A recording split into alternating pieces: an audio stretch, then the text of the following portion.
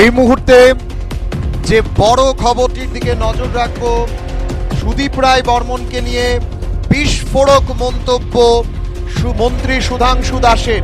আপনাদের জানিয়ে রাখছি, মন্ত্রী সুধাংশু দাসের বিস্ফোরক মন্তব্য সুদীপ রায় বর্মনকে নিয়ে। তিনি বললেন যে সুদীপ রায় বর্মন মন্ত্রী থাকাকালীন 40 কোটি টাকার দুর্নীতি করেছেন। আরো একবার আপনাদের জানিয়ে রাখছি, সুদীপ রায় বর্মন মন্ত্রী থাকাকালীন 40 কোটি টাকার দুর্নীতি করেছেন, এমনটাই অভিযোগ করলেন মন্ত্রী সুধাংশু দাস।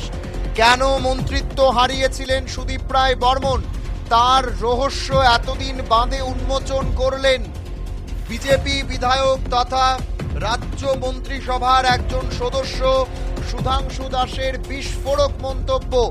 নড়ে চড়ে বসল রাজনৈতিক মহল। 40 কোটি টাকার ঘোটালার কথা দাবি করলেন সুধাংশু দাস। আপনাদের জানিয়ে রাখছি, বড় ঘোটালার উন্মোচন করলেন মন্ত্রী সুধাংশু দাস। বললেন সুদীপ রায় বর্মন মন্ত্রী থাকাকালীন 40 কোটি টাকার দুর্নীতি করেছেন। বলেছেন জিবি হাসপাতালের বিভিন্ন জিনিস কেনার নামে 40 কোটি টাকার দুর্নীতি করেছেন মন্ত্রী সুদীপ রায় বর্মন, এমনটাই দাবি করেছেন মন্ত্রী সুধাংশু দাস। আপনাদের জানিয়ে রাখছি, এই মুহূর্তের যে বড় খবরটির দিকে নজর রাখছি, প্রকাশ্য মঞ্চে মন্ত্রী সুধাংশু দাসের বড় দাবি।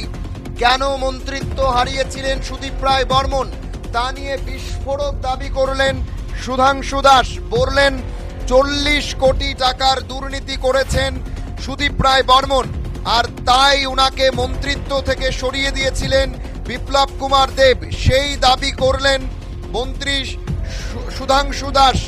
আরো একবার জানিয়ে রাখছি, এই মুহূর্তে যে বড় খবরের দিকে নজর রাখছি, কেন মন্ত্রিত্ব হারিয়েছেন সুদীপ রায় বর্মন, তা নিয়ে বিস্ফোরক দাবি করেছেন সুধাংশু দাস।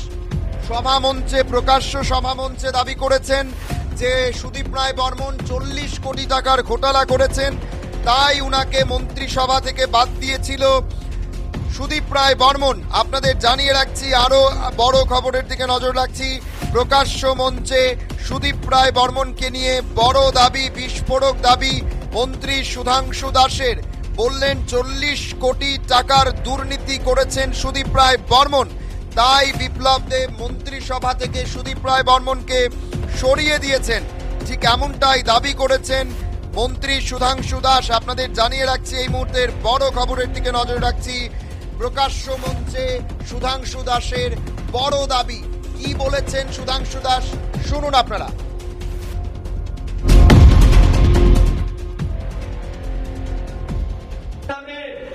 প্রায় 40 কোটি টাকার দুর্নীতির কেসে আমাদের তৎকালীন মুখ্যমন্ত্রী বিপ্লব কুমার দেব ওনাকে স্বাস্থ্য মন্ত্রী থেকে সরিয়েছিল সেদিন।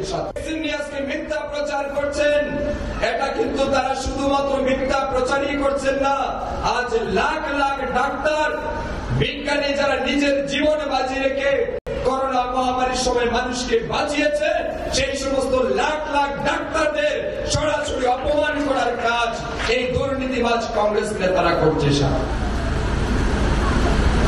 মানুষ জানে না, আমরা বাসার মানুষ, ফটিকরায়ের মানুষ জানে না, এই বড় নেতা কিছুদিন স্বাস্থ্যমন্ত্রী থাকার সময় এই জিবি হাসপাতালে বিভিন্ন জিনিস কেনার নামে প্রায় 40 কোটি টাকার দুর্নীতির কেসে আমাদের তৎকালীন মুখ্যমন্ত্রী বিপ্লব কুমার দেব ওনাকে স্বাস্থ্য মন্ত্রী থেকে সরিয়েছিল সেদিন। আজকে মিথ্যা প্রচার করছেন, এটা কিন্তু তারা শুধুমাত্র মিথ্যা প্রচারই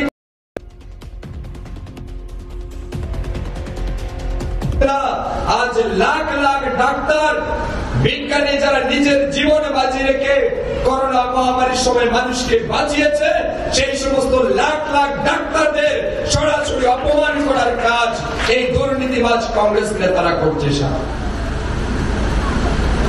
মানুষ জানে না, আমরা বাসার মানুষ, ফটিকরায়ের মানুষ জানে না, এই বড় নেতা কিছুদিন স্বাস্থ্যমন্ত্রী থাকার সময় এই জিবি হাসপাতালে বিভিন্ন জিনিস কেনার নামে প্রায় 40 কোটি টাকার দুর্নীতির কেসে আমাদের তৎকালীন স্বাস্থ্যমন্ত্রী থেকে সরিয়েছিল সেদিন সাথে আজকে মিথ্যা প্রচার করছেন। এটা কিন্তু তারা শুধুমাত্র মিথ্যা প্রচারই করছেন না, আজ লাখ লাখ ডাক্তার বিজ্ঞানী যারা নিজের জীবন বাজি রেখে করোনা মহামারীর সময় মানুষকে বাঁচিয়েছে, সেই সমস্ত লাখ লাখ ডাক্তারদের সরাসরি অপমান করার কাজ এই দুর্নীতিবাজ কংগ্রেস নেতারা করছে। মানুষ জানে না, আমরা বাসার মানুষ, ফটিকরায়ের মানুষ জানে না, এই বড় নেতা কিছুদিন স্বাস্থ্যমন্ত্রী থাকার সময় এই জিবি হাসপাতালে বিভিন্ন জিনিস কেনার নামে প্রায় 40 কোটি টাকার দুর্নীতির কেসে আমাদের তৎকালীন মুখ্যমন্ত্রী বিপ্লব কুমার দেব ওনাকে স্বাস্থ্যমন্ত্রী থেকে সরিয়েছিল সেদিন সাথে আজকে মিথ্যা প্রচার করছেন। এটা কিন্তু তারা শুধুমাত্র মিথ্যা প্রচারই করছেন না, আজ লাখ লাখ ডাক্তার বিজ্ঞানী যারা নিজের জীবন বাজি রেখে করোনা মহামারীর সময় মানুষকে বাঁচিয়েছে, সেই সমস্ত লাখ লাখ ডাক্তারদের সরাসরি অপমান করার কাজ এই দুর্নীতিবাজ কংগ্রেস নেতারা করছে।